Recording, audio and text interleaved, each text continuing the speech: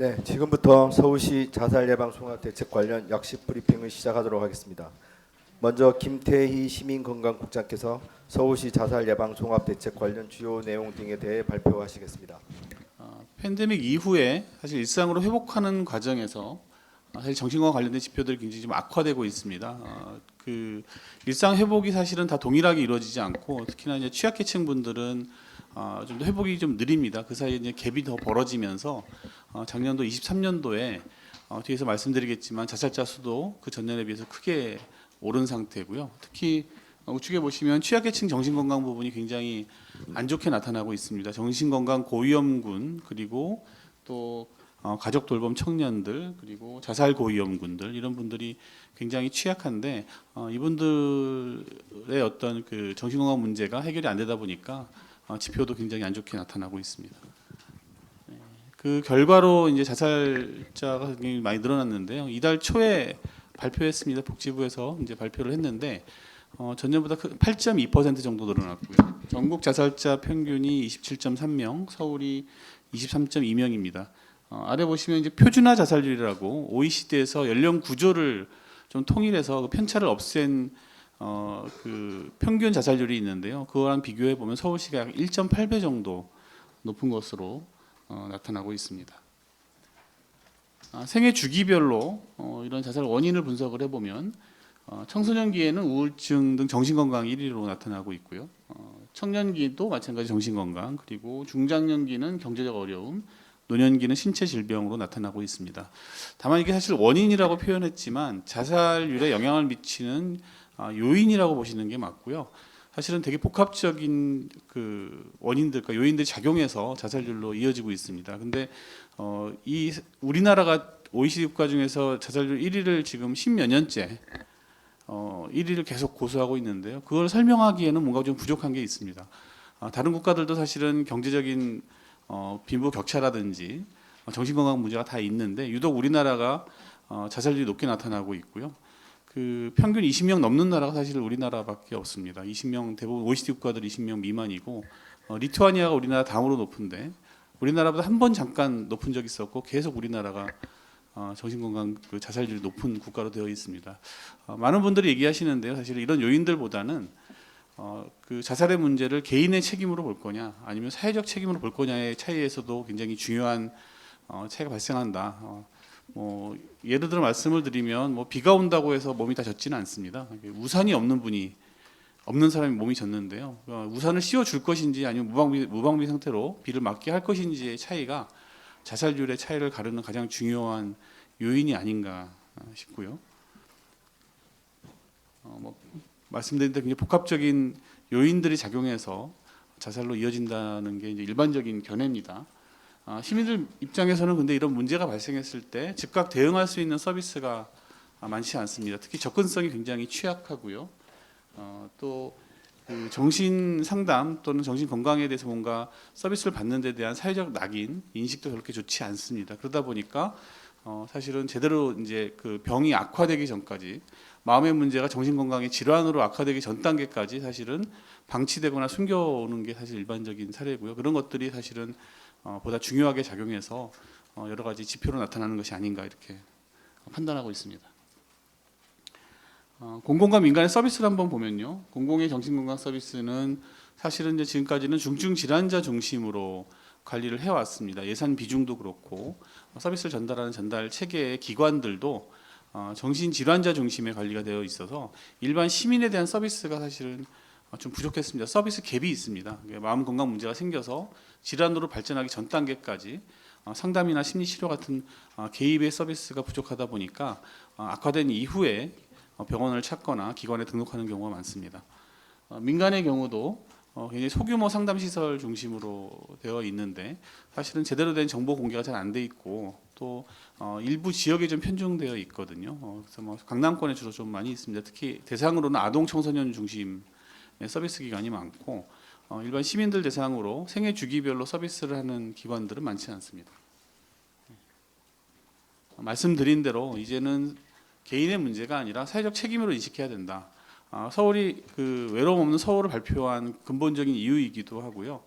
정신건강의 문제가 개인의 문제가 아니라 사회적 책임으로 인식하고 이에 대한 대비를 좀 더 강화하겠다는 게 서울시의 입장입니다. 이미 주요 국가들은 투자를 많이 하고 있습니다. 그 국가 주도 적극적인 예산 투자를 하고 있는데요. 우리나라 1인당 그 정신건강 예산이 약간 논란은 있지만 주요 선진국가 우리가 뭐 경제 규모가 비슷한 국가들 또는 선진국하고 비교했을 때 한 16% 정도 수준밖에 안 되고요. 사실 이런 결과가 지표의 악화로 나타난 게 아닌가 이렇게 생각이 듭니다. 미국 같은 경우는 뉴욕주 같은 경우는 이제 이 정신건강 관련해서 합동자살대책위원회가 있어서 민간 전체 협력의 컨트롤 타워 역할도 하고 있고, 일본은 지역 밀착형 자살 예방 정책을 좀 적극 추진하고 있습니다. 그리고 영국 같은 경우는 그 근거 기반의 뭐 심리 치료라고 해서 대규모의 심리 상담가들을 육성해서 그 정신건강 서비스, 상담 서비스를 제공을 하고 있어서 많은 국가들이 사실은 영국의 사례를 벤치마킹하고 있는 상황이고요. 그래서 서울시도 이제 자살 예방 정책을 올해 새로 수립하면서 시민들의 일상적 마음 돌봄을 위한 인프라를 강화하는 첫 번째 방향을 좀 정했고요. 두 번째는 서울의 지역별 특성을 고려한 지역 밀착형 자살 예방 모델을 구축하겠다는 게 두 번째 방향이고요. 세 번째는 시민이 체감하고 일상생활에서 실천이 가능한 생명 돌봄 활동을 보다 적극적으로 전개하겠다는 게 이제 세 가지 방향입니다. 이 세 가지 방향에 따라서 저희가 전략과 과제들을 핵심적인 과제를 정했고요. 이런 과제들은 서울의 뭐 서울시의 힘만으로는 어렵습니다. 그래서 그리고 이제 각 전문가분들 또 지역사회랑 협력해서 거버넌스 체계 하에서 대책들을 추진해 나갈 계획입니다. 세부 계획에 대해서 설명을 드리겠습니다. 먼저 일상 시민들이 쉽게 이용할 수 있는 마음건강 시설과 기반을 확충하겠다는 분야고요. 첫 번째 먼저 상담 전화부터 좀 정비를 해야 되겠습니다. 저희가 상반기 때 한번 기사가 한번 난 적도 있는데요. 응대율이 상당히 낮은 비판 기사가 있었습니다. 그래서 이 응대율을 내년도에 80% 이상 끌어올리고, 사실은 바로 100% 가면 좋은데요. 상담 인력들이 사실은 굉장히 대폭 확충이 돼야 됩니다. 그리고 관련된 서비스도 연계가 충분히 돼야 되고요. 특히 이런 그 상담 전화에 종사하시는 분들은 그냥 일반적인 콜센터 직원 역할을 하는 게 아니라 상담가로서의 역할을 하기 때문에 제대로 된 상담 역량, 그리고 상담 매뉴얼, 그리고 서비스가 이어져야 되기 때문에 이걸 좀 충분히 준비해서 내년도에는 대폭 응대를 높이도록 하겠습니다. 더불어서 전문 심리 상담 서비스 관련해서 전국민 마음투자 사업이라고 해서 정보 매칭 사업을 저희가 일반 시민들에게 서비스를 제공하는 분야가 있습니다. 서울시가 이제 가장 큰 비중 차지해서 많은 예산을 쓰고 있는데요. 올해 2만 명 대상이고 내년도, 내후년도까지 2배씩 늘려서 26년도에는 8만 명을 대상으로 상담을 받을 수 있는 바우처를 제공할 계획이고, 이런 바우처 서비스가 제대로 잘 작동할 수 있는 컨트롤 타워를 저희가 좀 마련을 했습니다. 지난주에 오픈을 한 서울광역심리지원센터에서 이런 심리지원 서비스에 대한 평가와 모니터링, 그리고 종사자들에 대한 역량 강화 교육, 이런 것들을 진행을 하게 되겠습니다. 다음 앞서 말씀드린 대로 그 상담소가 자치구별로 굉장히 편차가 심한데요. 일부 구에서는 상담 기간이 한 2-3개밖에 없는 구도 있습니다. 그래서 일단 마음투자 사업에 등록한 상담소가 한 250개 정도 되는데 구별로 편차가 굉장히 크고 접근성도 차이가 나기 때문에 전 자치구에 일단은 상담 시설을 좀 확충하는 게 필요하고, 이 상담 시설에서 민간 전문 상담가들이 객원 상담가로 오셔서 상담할 수 있도록 이렇게 진행을 할 계획입니다. 그래서 내년도에 21개소까지 확충하고 내후년도에는 27개소로 늘릴 계획이고요. 또 내 주변에 온라인 정신건강 지도도 제공을 합니다. 지금 사실은 가장 중요한 건 저희가 이제 플랫폼 형태로 진화를 시켜서 필요한 상담 기관을 검색하고 그 상담 기관에 있는 상담가들의 이력과 전문 분야를 또 알아볼 수 있고요. 또 거기서 예약도 가능한 플랫폼은 내년부터 본격적으로 구축을 시작을 하고요. 당장 이제 빠르게 할 수 있는 거는 맵을 통해서 기관을 검색하고 연락할 수 있는 그런 서비스를 제공하려고 합니다. 다음은 서울형 자살 예방 통합 모델인데요. 서울이 굉장히 크죠. 각 동별로도 사실은 굉장히 지역적 특성이 좀 다릅니다. 특히 고위험군들 또 가구 구성에 따라서 적용해야 될 그 자살 예방 사업의 강도와 범위가 달라질 수 있는데, 그 지역 특성에 맞춰서 이런 모델을 만들어가고 효과성이 높은 사업 중심으로 좀 집중하겠다는 게 이 그 생명 존중 마을을 만드는 주요 내용이 되겠습니다. 다음은 이제 동네 1차 의료기관과도 같이 협력해서 이 환자분들 중에 정신건강에 문제가 있다고 판단이 되면 간단한 간이 척도 검사를 통해서 도움이 필요하신 분들을 보건소랑 연결시켜주는 그런 사업이 되겠고요. 밑에 이제 손목닥터 얘기도 있는데 손목닥터 이번에 앱 새로 디자인 개편되고 기능이 좀 강화됐습니다. 이 앱에서도 간단한 간이 검사 한 9가지 정도의 정신건강 검사를 할 수가 있고 거기에 점수가 상당히 좀 낮아서 도움이 필요하신 분들이 도움 요청을 하면 지역의 그 정신건강 보건 복지센터와 보건소로 연결이 돼서 서비스가 연결되는 그런 프로그램 현재 지금 10월부터 진행을 하고 있습니다. 다음은 자살 고위험군인 자살 유도 시도자들, 의시도자들에 대한 지원 업무를 좀 더 강화하겠습니다. 사실은 이 정보는 경찰을 통해서 저희가 정보를 받도록 되어 있는데요. 개인이 사실 동의를 해야 정보를 받습니다만은 좀 더 라포를 형성해서 자살을 시도하신 분들이 지역사회로 와서 또 다시 자살 시도를 하지 않도록 최대한 예방하도록 관리를 좀 철저히 하겠다는 내용이고요. 이분들에 대해서는 앞서 그 바우처 사업에도 연계를 시켜서 좀 더 그 세밀한 지원이 이루어지도록 그렇게 진행을 하겠습니다. 그리고 자살 유족들의 마음도 굉장히 세심하게 보듬어야 되는데요. 앞서 그 자살 시도자들은 일반 시민들에 비해서 한 자살률이 25배 정도 높고 자살 유족자분들 한 8배 정도, 8배 이상 자살률이 높습니다. 사실 자살률을 낮추는데 가장 효과적인 방법들이 일단 고위험군들 중심으로 서비스를 강화하는 내용들인데요. 유관기관하고 좀 협업을 강화해서 자살 유족자들 최대한 발굴하고 이분들에 대한 상담과 서비스 지원이 이루어지도록 하겠습니다. 다음은 이제 영케어러 문제인데요. 지금 서울시가 그 가족 돌봄 청년 발굴에서 지난번 직접 발굴한 청년들 한 900명 정도 됩니다. 아마 통계상으로는 그러니까 추정치는 이보다 뭐 몇십 배 더 많을 것으로 예상을 하고 있는데 이 친구들 굉장히 우울감이 높습니다. 보통 청년에 비해서 한 7배 정도의 우울감도 높고 자살률도 높은 편이거든요. 그래서 이 친구들에 대한 서비스도 저희가 강화하고 특히 심리 상담 서비스 받을 수 있도록 바우처 좀 집중해서 연계할 계획입니다. 그리고 재난 경험자들에 대한 지원인데요. 7월달에 발생한 북창동 교통사고처럼 그런 큰 재난이 발생하면 인근에 직간접으로 그 경험을 했던 분들 굉장히 큰 트라우마 그리고 사실은 마음의 상처를 입게 되는데 이런 분들에 대한 긴급 지원을 실시비 시간에 신속하게 하고 초기 심리 지원도 하고요. 또 경우에 따라서는 6개월 이상 트라우마가 지속될 수도 있기 때문에 그런 부분에 대한 지원 체계도 좀 더 강화하도록 하겠습니다.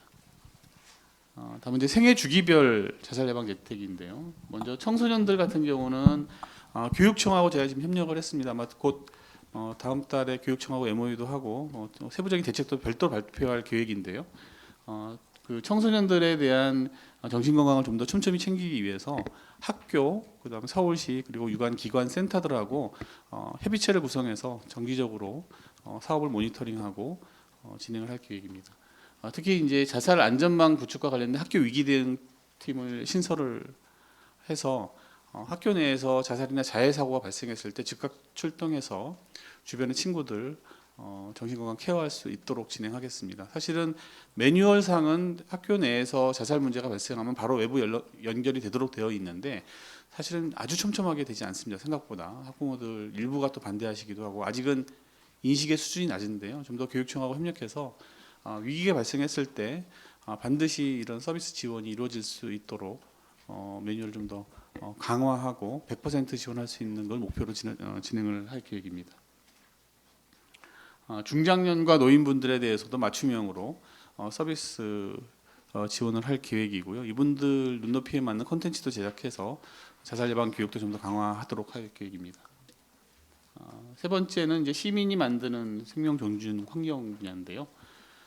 자살 예방에 대한 메시지라든지 여러 가지 콘텐츠도 개발을 하고 뭐 공모전도 진행을 할 겁니다. 그리고 특히 노인분들 뭐 유튜브 많이 보시는데 그분들을 쉽게 볼 수 있는 쇼츠 형태로도 제작해서 교육 프로그램들 많이 보급을 할 계획입니다. 그리고 생명 지킴이 양성 교육이 있습니다. 매년 한 5만 명에서 6만 명 정도 교육 받으시는데 올해도 한 6만 명 넘게 교육을 이미 받으셨습니다. 그래서 기본적인 교육을 받으면 주변의 자살 위험 신호를 인지해서 전문가에게 연계하도록 하는 것이 기본적인 목표고요.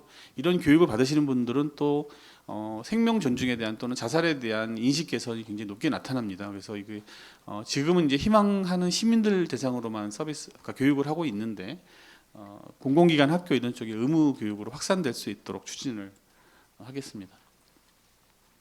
다음은 온라인으로 굉장히 다양한 유해한 정보들이 돌아다니고 있는데 이런 부분도 저희가 청소년 서포터즈를 활용해서 차단도 하고 별도 인력도 전담을 해서 이런 정보도 차단을 하고 여러 가지 무슨 그 자살 동호회 내지는 자살 수단에 대한 정보 공유 이런 굉장히 유해한 그 사이트가 많이 있습니다. 이런 다 차단해 나가도록 하겠습니다. 추진 체계인데요.